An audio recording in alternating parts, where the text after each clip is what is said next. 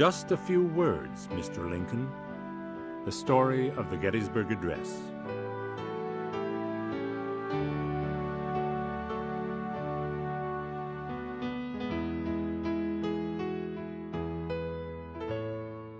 President Lincoln was one busy man.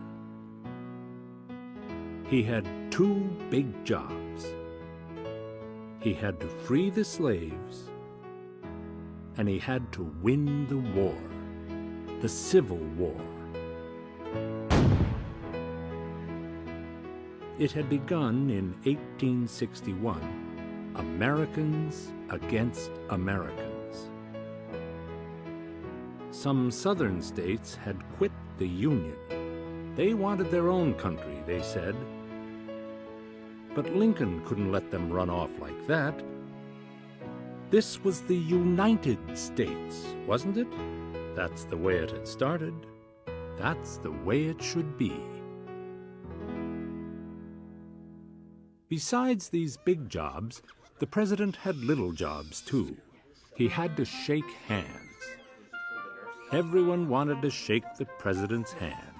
So he shook and shook and shook. Often his own hand was swollen afterward. And he had to write letters. From all over the country, people wrote to him. Why didn't he do this? Why hadn't he done that?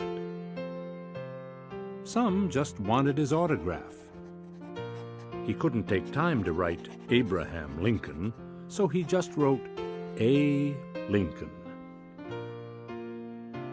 Dear Sir, you request an autograph, and here it is. Yours truly, A. Lincoln. People even lined up outside his office to see him. They buzzed around his door like bees, he said.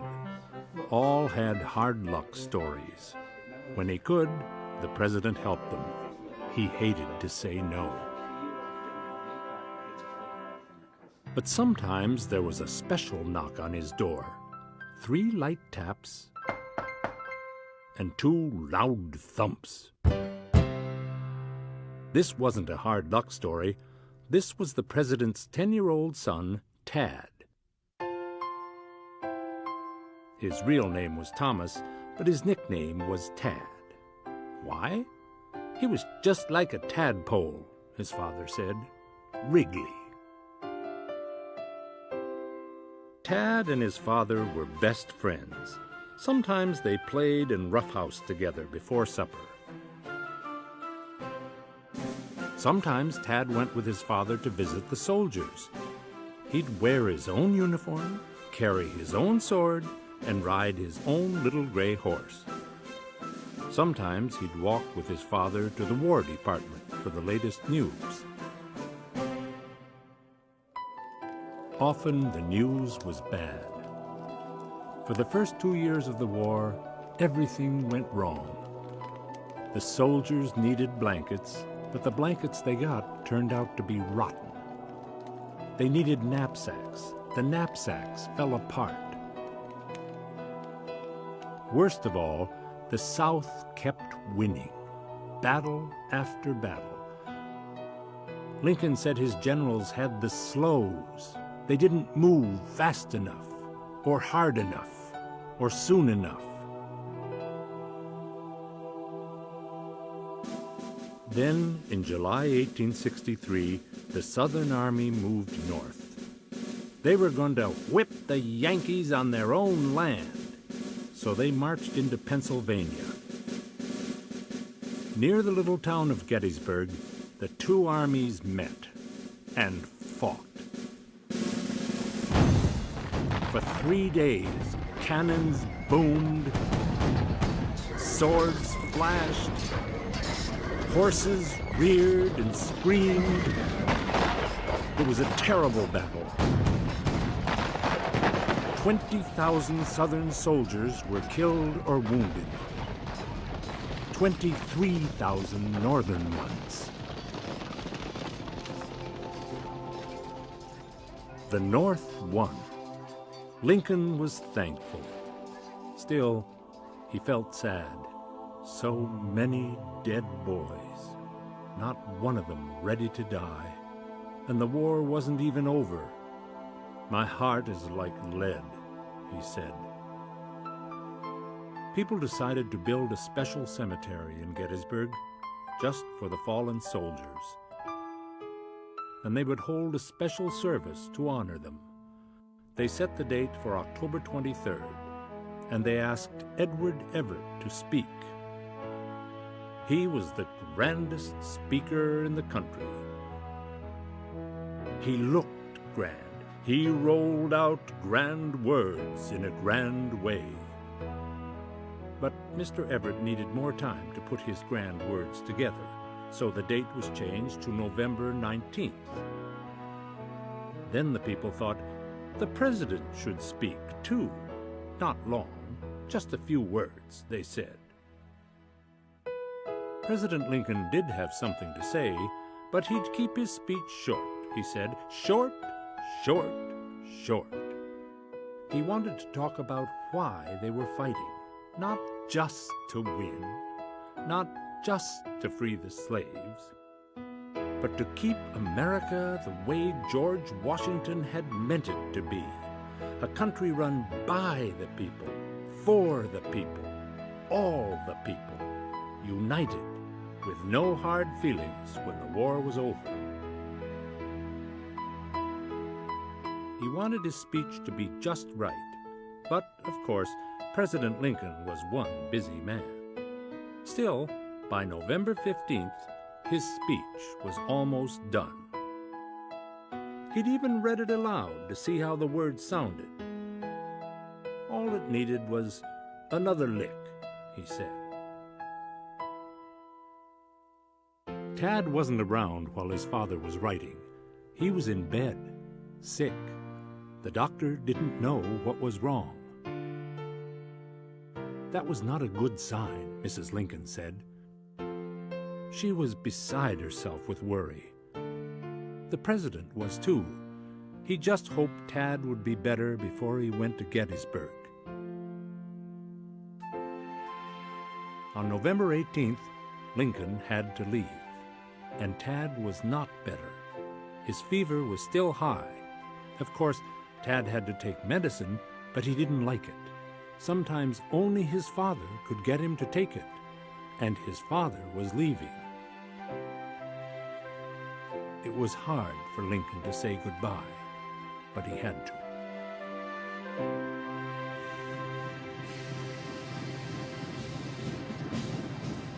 Lincoln went to Gettysburg in a special 4-car train. It was decorated with red, white, and blue streamers, and it was filled with important people. All of them wanted to talk with the president. So the president talked, all the way to Gettysburg.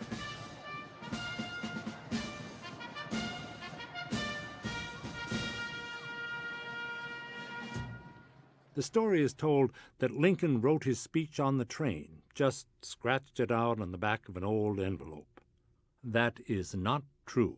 His speech was in his pocket, all written except for a last lick.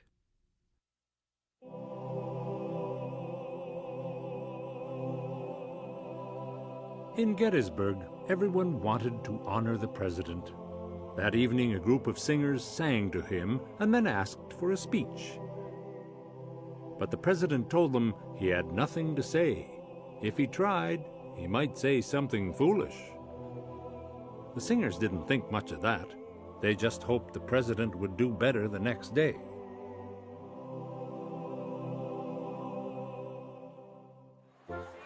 Gettysburg was crowded with visitors, important visitors. In the house where Lincoln was staying, there were not even enough beds to go around. Mr. Everett was told he might have to share his bed with the governor, but at the last minute, another bed was found for the governor. Mr. Everett's daughter was not so lucky. She had to share her bed with 2 other ladies. It was too much for the bed. It broke down in the middle of the night. The 3 ladies crashed to the floor. President Lincoln, of course, had a room to himself. But before going to bed, he went over his speech. He gave it a last lick. Yet he kept thinking about Tad. How was he? Had his fever gone down? Luckily, a telegram arrived from Mrs. Lincoln. Tad was much better, she said. That was just what Lincoln wanted to hear. He had never read sweeter-sounding words. November 19th was a bright, sunny day. At 10 o'clock in the morning, Lincoln went outside. A horse was waiting for him, a short horse, and Lincoln was a tall man, 6'4" with long legs. People laughed about how long the president's legs were, but they seemed about right to him, he said, just long enough to reach the ground. But that day, with a horse between his legs, they still almost reached the ground.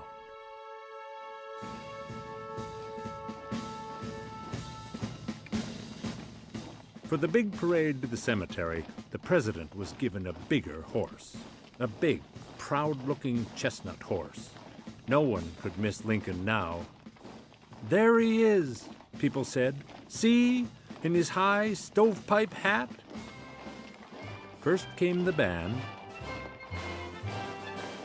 then soldiers, then President Lincoln, some state governors, and other important people. But not Mr. Everett. He had gone to see the battlefield, and he wasn't back. At the cemetery, the president climbed on the platform. A small sofa was there for him. But out in front, the people had to stand, 15 to 20,000 of them, crowding close, jostling each other, fathers holding children on their shoulders, all trying to see the president. Mr. Everett was to speak first, but he still had not come, so everyone waited. The band played, and the people stood.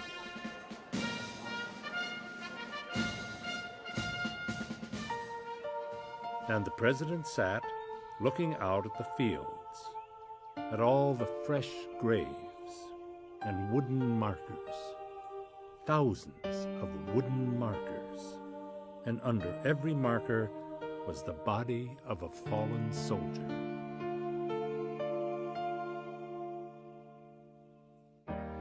At last, Mr. Everett came. Of course, he was worth waiting for. Just listen to that voice, people said, making a grand story of the Battle of Gettysburg, placing it right beside the great battles of history. But he didn't stop. For 1 solid hour, he talked. People expected Mr. Everett to talk a long time. They loved what he said. Still, they were standing. They were tired and hungry. For another hour, Mr. Everett talked. Then a glee club sang. Then, at last, the President of the United States. President Lincoln stood, put on a pair of steel-rimmed spectacles, and pulled a single sheet of paper from his pocket. Lincoln talked as if he were talking to every single person in the country, telling them not to give up on the idea of one country. He talked as if he were talking to George Washington, too, telling him that they wouldn't let him down. And as if he were talking to the fallen soldiers, telling them they had not died for nothing. It was a short speech, and it was over. 10 sentences, 271 words. Lincoln sat down. People were so excited to hear the president, they had hardly begun to listen to what he said. They were still noticing his accent. He had a Kentucky accent after all this time. But suddenly, there he was, sitting down. He was finished. It took longer to boil an egg. They clapped, but perhaps they were slow about it. In any case, Lincoln supposed his speech had fizzled. It fell like a wet blanket, he said. He was sure that no one would remember what was said here.